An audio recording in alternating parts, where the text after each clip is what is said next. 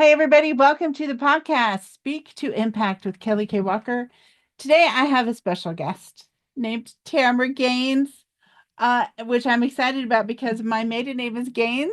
And so we are probably somehow related through marriage to her husband, who is the Gaines in her family. But I think that would be fun for us to explore sometime and see Absolutely. if we are related, because we probably are. My dad is a genealogy fanatic, and he's traced Gaines all the way back to Wales. Like, I don't even know, like in the 1500s. That's So, incredible. according to his research, every Gaines came from that line. So, I, somewhere up there, I'm related to your husband, so we're related by marriage. yeah, and there are a lot of Gaineses. My maiden name, however, is Fairbrother, and there are a lot fewer. There's less than 500 Fairbrothers the last time I did some research. And Wow. so that's kind of fun to get in and kind of know your history and I heritage. know. I Yeah. love that. And they all started over on the East Coast. So then they all ended up in Texas. There you go. And I'm from Texas and now living on the East Coast in Florida. See? It all comes full circle. It That's the really word. does. All right. Well, on this podcast, I love to talk to speakers about how they became speakers because, as I'm sure you have heard the statistic, 70% of people, at least, and sometimes higher, if they were at a funeral, would rather be the person in the casket than the person speaking, Yes. which means people are more scared of speaking than they are of death. Mhm. So, if you are a public speaker, then you've had an interesting life and made some interesting, brave choices. So, I just love to hear how people ended up becoming speakers. So, let's hear how you ended up a speaker, Tamara. Well, I spent 30 years as a meeting professional. And so that's my background is hiring speakers. And, you know, there were years where we would hire 100 speakers for one conference, or maybe I worked at an association where we had about 20 events a year Yeah. and hired speakers there. And so everyone from, Joe Smith that people may not know very well to Margaret Thatcher and, Barbara Bush and Michelle Obama. And so Yeah. I've had a wonderful journey in that. And part of the journey with meeting planning is also leadership development, which was a passion of mine. And so I had opportunities through my job to actually do some training and host webinars and that sort of thing. But the first time on stage, I was working in the direct sales arena. And so a Tupperware owned company out of Dallas, you may be familiar with it, it's Beauty Control. And big conferences, 6 to 8,000 people. And we finally broke it into two waves so that we were at like 3 to 4,000 people per event. And I had the opportunity, the president asked if I would give, one of the product presentations. And of course, I had the teleprompter. I got to, buy a new dress and have hair and makeup, and I felt pretty awesome. And then my very first time on stage was to a group of 4,000 people, mostly women. And Your first time ever. first time ever on Oh my stage. God. And I really enjoyed it. And the head of production, Chuck Gideon, was so fantastic. And he's like, Tamara, you just lit up and you did such a great job. And that accolade, that affirmation was the thing that planted the seed of, wow, I enjoyed it. I apparently wasn't too bad at it. And now, how can I do it again?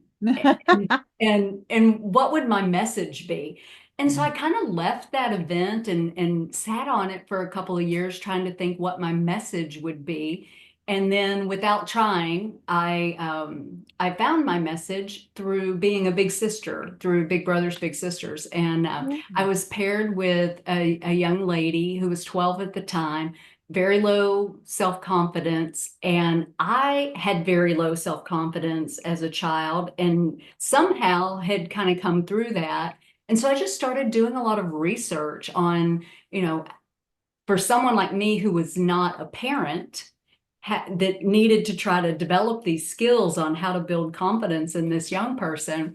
And I wasn't finding exactly what I was looking for. But through my notes, a friend said, "You've got a book here."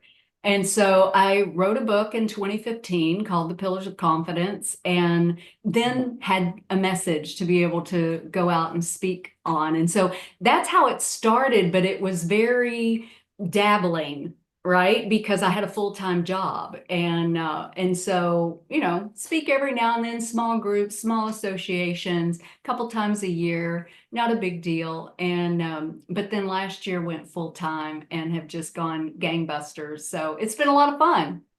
That is so exciting. And I love that you found a need and filled it yourself. Exactly. I feel like so many people could change the world if they would just do that.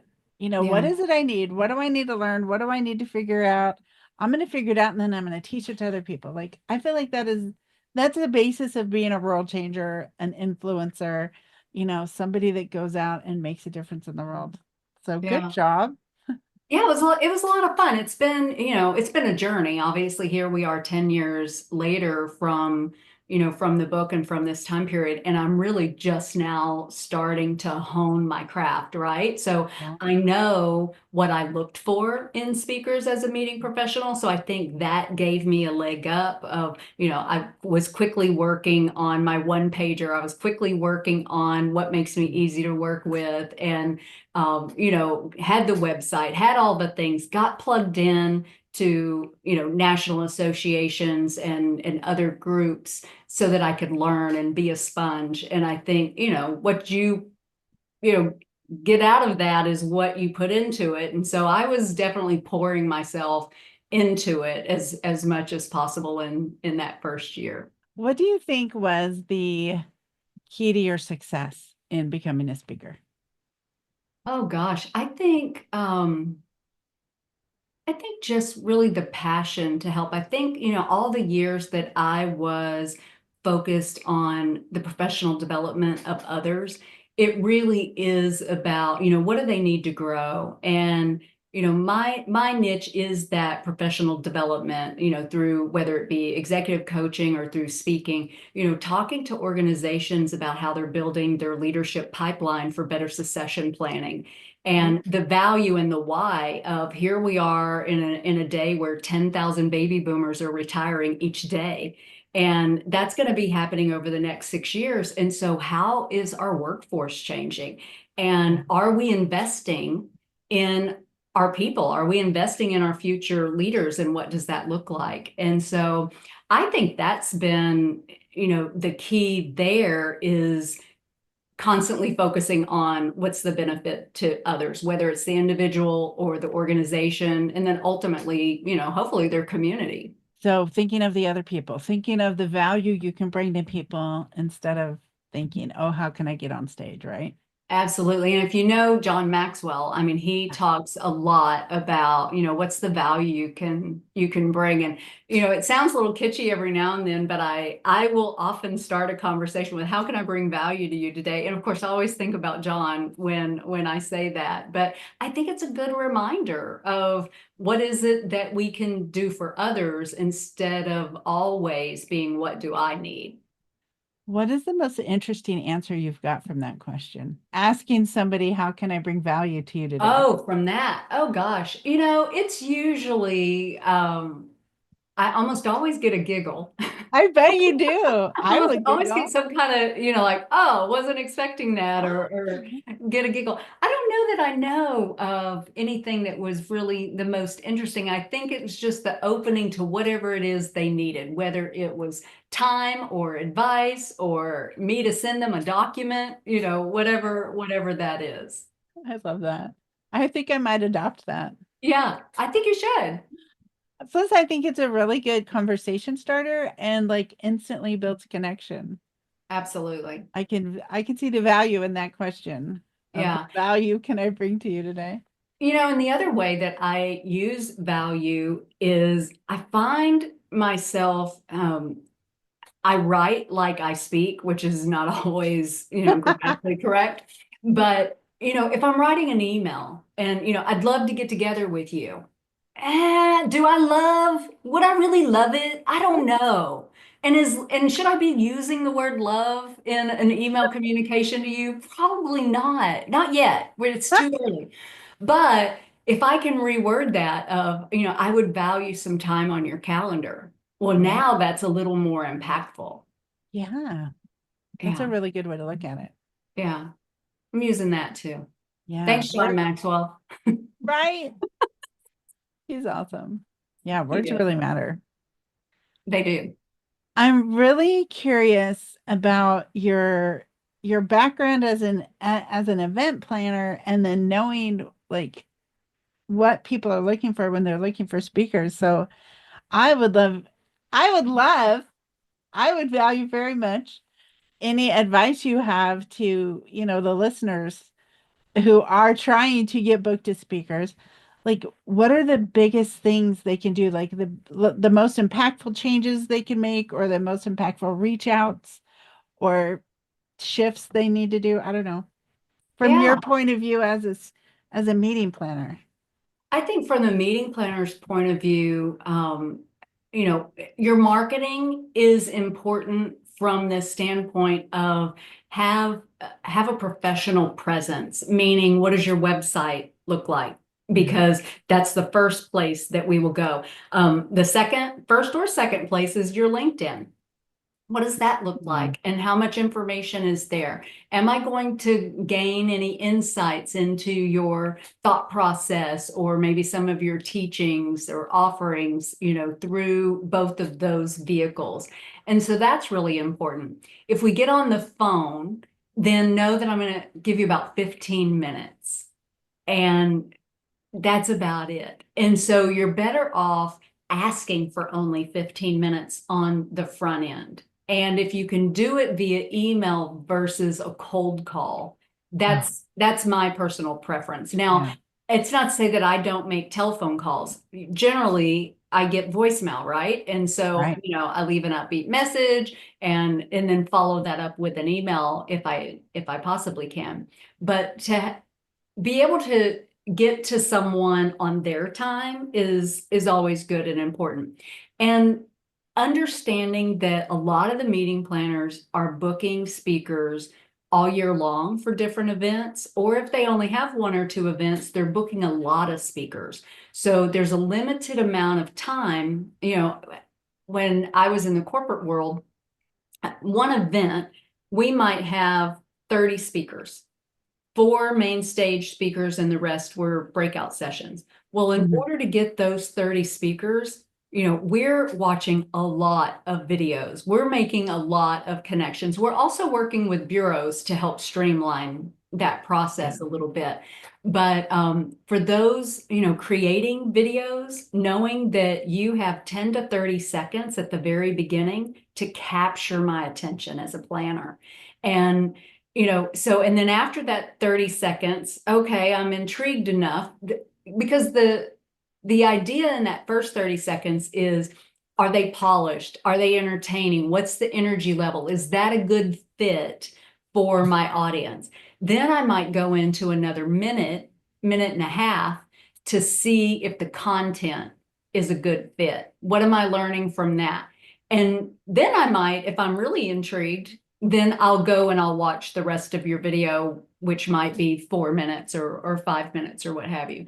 And so, so many start off with promotional stuff at the beginning of their video. And there are times when it's like, no, and planners will just move on from that. So you want to definitely be very captivating in that first session. And then one pagers are important because you might reach out and we're not ready yet, but I want to move your one pager into a folder for prospecting.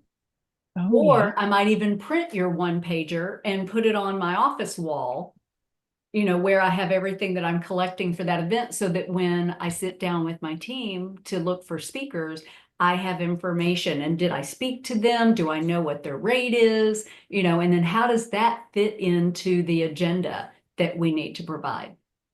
Wow. Yeah, that's a lot. It's a That's really lot. good info. If they, okay, if they want to speak at a thing, but they don't know there's a thing to speak at, and you're looking for speakers for your thing, how does that connection happen from the speaker to you? How do you find each other? It's different. So, like I said, we used bureaus. I learned back in the early 2000s. Yeah. Um, had a HR conference that I was planning at the time, about 3,500 people that attended. We had 100 breakout sessions, and we always had three keynotes, and one was usually someone notable. And this particular year, we had booked Tipper Gore, Al Gore's wife, and her mother passed away 2 days before she was due to speak for us. And so we're already getting ready to be on site for the event, and the Bureau handled everything. And we actually had that happen on two different occasions. We were contracted with George Stephanopoulos, and he got the gig at Good Morning America, I think 2 or 3 weeks before he was to speak for us. And Yeah. he couldn't, with his new job, he couldn't speak.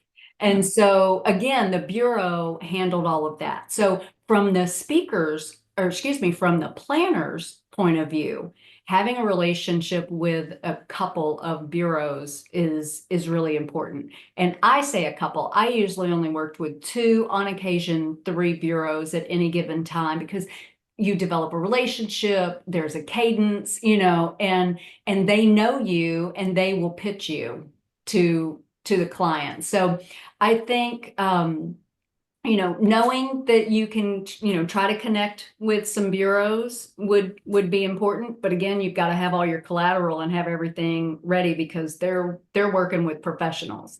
They Right. want people that are bookable. The other thing is, like, eSpeakers is a great opportunity, great website, to be listed on, and meeting planners are going out there. It's a wonderful tool for planners. And then back to, just the cold call. If you speak at a particular event, maybe you offer your services, for a local chapter event at no charge in a particular arena, whether it's the insurance or financial or HR or what have you, to get your foot in the door and get some positive feedback. And then that allows you to then A, ask for a referral, but then B, go look and see, okay, well, I spoke at this chapter event. How many other chapter events are in this state or in this region that I might be able to market myself to? That's a good thought. As a speaker yourself, which bureaus do you work with? Like, who represents you? So I actually work with Armstrong Speakers. Alex Armstrong is one, and I work with Category 6, Sherry Storm. And I do a lot of work in the financial arena, because the last decade of my job was in the Yeah. financial arena, and so I have a lot of connections there and understand the lingo and the language and the pain points. Yeah. But then I also have history with HR associations, so I understand the HR world, and then also meetings and hospitality. So, I just have different connections in different Yeah. places, which has been beneficial for me. Yeah, that's really good. You sound like you know a lot of people, a lot of the right people. It's what happens when you get old. Like, you just make a lot of friends. Oh, I love it. Make a lot of friends along the way. You know, that's so good. So, gosh, I have so many questions. I'm just trying to think, do I ask you questions as a speaker or as an event planner? Because my brain's Yeah, going. This is do so whatever feels interesting. good. I love that you are on both sides of that, because most speakers have never been on the other side.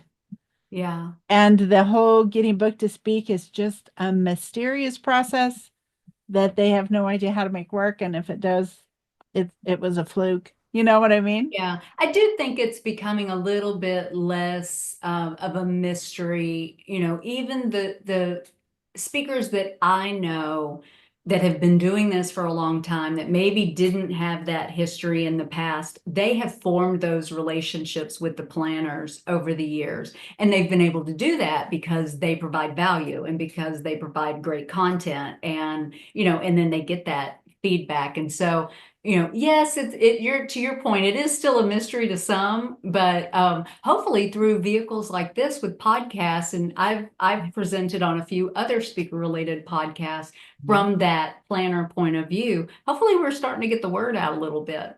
Yeah. How can people find event planners? LinkedIn?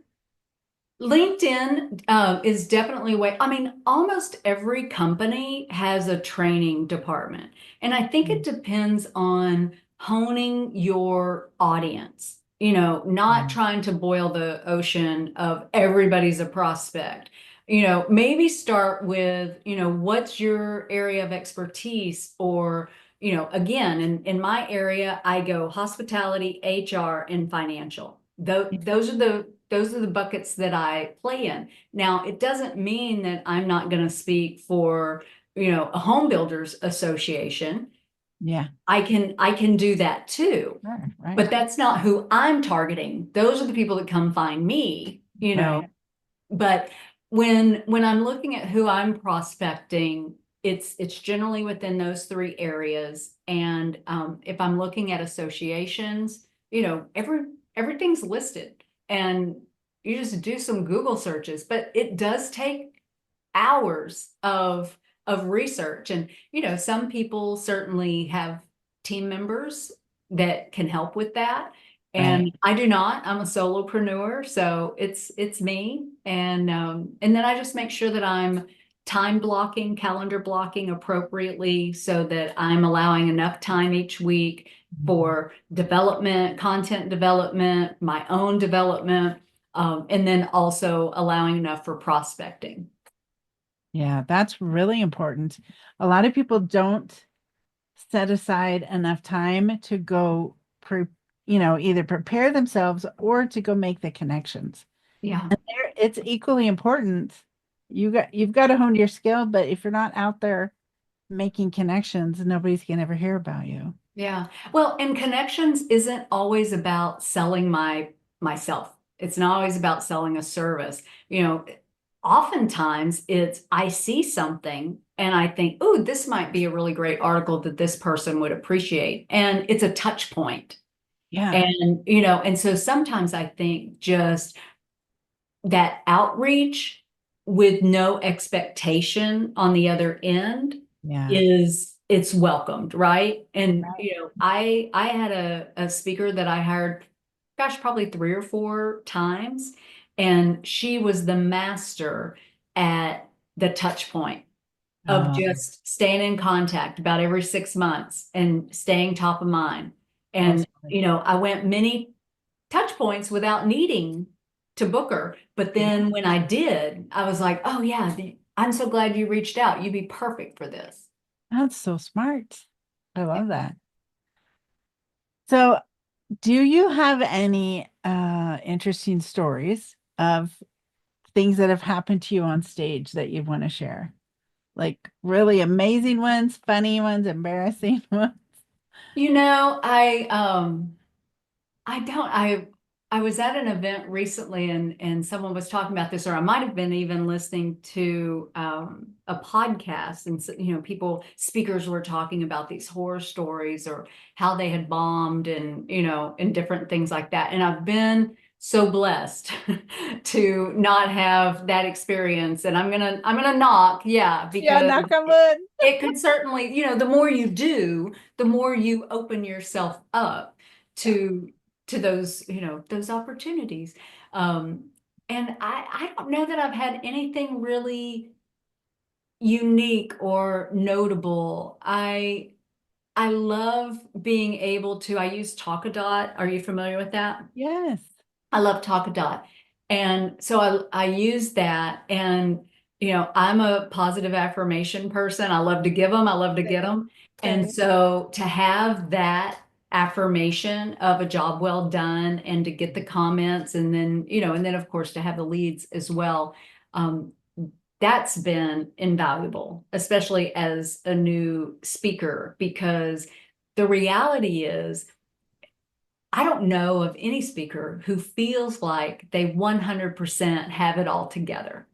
I think we're always wanting to grow and do Yeah. better in a particular area. And so I still very much feel like I'm this newbie and I'm honing my craft constantly. Yeah. And, so I think all of those are really positive things, but they haven't yielded any memorable stories yet. Yet. And when Yeah. they do, I wish for you them to be amazing, memorable stories, Thank you. Yes, not embarrassing stories. that's right. That's right. I haven't had my, zipper down, or I haven't had a wardrobe malfunction. Yeah, no, haven't That's had anything like that. I'm sure I good. had something in my teeth one time, but the audience was too far away to know. I've had a couple of underwear moments. That's embarrassing because the audience is low and your dress isn't always long enough for the people on the front row when you're up high on stage. And yeah, I've seen pictures of me where there were things peeking out, and I was like, oh You're my, like, okay, I note gotta to wear self. longer dresses Yeah, longer dress on stage. Exactly. or leggings or tights or I something. know. I almost always wear pants, and Yeah, that's I'm not a huge, like, I like dresses and I certainly wear dresses, yeah. but for dresses to look good on me, I feel like I need a 3-inch heel. And I'm telling you, since COVID, I mean, my shoe selection has just changed, immensely.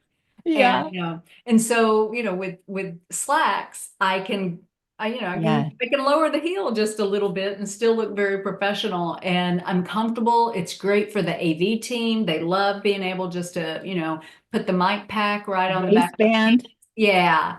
Yeah. So that's a good thing. And if I do wear a dress, I absolutely think about, all right, I need my Spanx on so that it's a heavier, rim Yeah. to hold the microphone. That's the only reason why I'm wearing the Spanx, is just to hold the mic pack. That's so funny. I know. I do. I love dresses and I always wear dresses on stage. And then I get there and I'm like, oh crap. So like they Yeah, gotta you're gonna get run really it through. creative with my bra. Oh At yeah. the back of my bra. Oh my gosh. There's a lot of up close and personal with the AV guys. Oh yeah. I just lift my jacket up and just do what you need to do. Come on, we're Go for it. friends. We're friends now. Right? Yeah, you make instant friends with the AV people. It's so funny. Absolutely. I love Absolutely. that. Oh. Well, your first stage was 4,000 people. I can't even imagine. That is crazy. What are your goals? Like what's your big audience goal for the future? I'm in a very different place now in my life, starting a new career, Yeah. than I would have been had I started this 20 years ago. I did a lot of ladder climbing in the executive world, and really, achieved and attained a lot of my goals through that. And with this, I know what I don't want. And, as a speaker, I don't want to be a road warrior. And I know I've got many speaker friends that are, and I love that for them. Those are the people that I follow because I want to learn things from them, but I don't aspire to be them. And, I balance the coaching and speaking. And I love that balance because with the coaching, it might be individual executive coaching, or it might be small group coaching that I do with groups of 8 to 10 people, which I really thrive on as well. And that's virtual. And, I might go in and do the occasional workshop and that sort of thing. But um, with my speaking, my goal is to have, 12 to 15 paid speaking gigs a year. and that it allows me to bring value where I'm going. And then if that yields into my consulting work on succession planning or my coaching work, then I love that the speaking helps to feed that. But my sweet little 83-year-old mom lives with us, and she's Oh, still active, and but I'm here and I want to spend time with her. yeah. Yeah. And we were able to sit at the island today and have some soup for lunch, and chit chat about Mhm. our day and that sort. And so it's important for me right now in my life that I'm able to have that flexibility. Yeah. Yeah. I love traveling, so I don't think I would mind very much being a road warrior, but probably my family would Right. not be very happy about it. There's a difference, though, Kelly, in traveling, Yes, loving traveling, and then that's true. just work trips all the time or back to back. And it seems like travel has become such a challenge these days, right? It's more unpredictable with flight delays and just a lot of the unknowns. Yeah. And I find that it's exhausting. I still travel, several times a month. And I make sure, like, if I'm flying from Dallas to Tampa and I get home at noon, I'm not booking anything else the rest of Oh the day. no, you I'm going take to the rest of the day unpack, off. I'm going to unwind, I'm going to decompress, Yeah. and there was a time 20 years ago I didn't need any of that decompressing, but now I really appreciate it. Yeah. Yeah. Fun. My husband travels a lot for work, and so um he can be the road warrior for a couple more years. Yeah. You stay home and hold down the fort. That's right. And take There's care. definitely a difference between going on a trip and just going to speak somewhere and then coming back home. Yeah. So yeah, I see that. I would like Well, to always combine a yes, fun trip with a speaking thing, which absolutely. which is why I do my speaking cruise. Yeah, That fills both for me. absolutely. So I Well, I run the told you, workshop. you being from Utah, I've got a speaking gig in Utah. I've got friends in Utah. So my husband and I are going to make a long weekend out of it. And same thing, I've got a speaking gig in Maine, and we're going to make a long weekend out of that. And Yeah, any that's the way to chance, do it. yeah, any chance that we can where it works to do that, then, that's fun. I was Yeah. really fortunate for the 12 years that I was working in the direct sales industry as a Mhm. planner. I Yeah. also did incentive travel. And so Ooh, nice. I would have the site visit for the destination plus the actual trip where we would take anywhere from, 250, 500, or 1,000 people. Those were not, that part wasn't as fun. It was great to see them, and they had a gift in their room every night. And so there was a Oh, lot of joy out of their joy, but it was work. It was a lot of yeah. hard work. That's not a vacation. That is not a vacation, but the front end stuff, it's like, okay, I can make a vacation out of this, and take advantage of the travel perks of having status and that sort. And I worked for companies that had much bigger budgets. The last 10 years I've worked for a not-for-profit association where you spend a lot of time trying to do more with less, right? Yes. So, I've lived very different lifestyles in Right. travel, and then of course my husband reminds me, he's like, we're not we're not spending company money. So this is what our vacation's going to look like. Oh, that's funny. Yeah. Yeah, those company cards, those are nice. Yeah. Yeah. I Those are still nice. have one. I have one now. It's just I pay the bill. It's your own company. It's So my you own gotta company. pay for it. Exactly. That's funny. I love Yeah. it. Oh, wow. This was fun. You're fascinating. You've had a super interesting career path. I love it. You are super thoughtful, and I appreciate the opportunity and the invitation, and look forward to listening and watching more of your shows that you're putting out and the great content, and following you, and just Thank learning you. from you as well. Thank you. Yeah. I think I could learn a lot from you too for the whole event planning stuff. Because I usually just have my own events and speak at them. And, I invite a lot of people come, but to be on a big, huge stage and, get paid a lot for it, that's a goal of mine that I have not hit yet, but I'm excited to hit. So maybe we will keep following each other and I'll pick your Absolutely. brain sometimes. Absolutely. And maybe there's an opportunity with the cruise to have a meeting planner's perspective Yeah. there that could do a little coaching with some Ooh, folks as well. that's actually a Hmm. really good idea. Yeah, I just came up with it. It's like We brand could, new. yeah, we could plan a cruise just for that. There you go. Like have a how to become a professional paid speaker cruise. That could Yeah, be there's really fun. there are a lot of wonderful people that have great experiences in the speaking arena that, much like yourself, spend time helping other speakers grow. And so again, I applaud you for the work that Thank you're you. doing. And if I can be of service in any other way in the future, let's keep in touch. Definitely. And if anybody listening wants to get in touch with you, what is the best way for them to do that? Yeah, I'm on LinkedIn. So my name is Tamra, Tamra Gaines. And so LinkedIn, Tamara Gaines. And then my website is also tamaragaines.com. Well, So that's easy. very simple, very easy. And yeah, would love to be connected with any of your listeners. That's awesome. Thank you so much. Thank you. It was my pleasure. Yay, you were really fun and very educational. I feel like I learned a lot. Thanks, Kelly. All right. Well, you guys, thanks for listening. If you have any questions for Tamara, reach out to her. If you would like to be on the podcast, reach out to me. And I will put those in the show notes. I'll put in Tamara's info. I'll put in my info. So reach out if you want to do more stuff with us. All right. Have a great week. We will see you all in the next episode. See ya.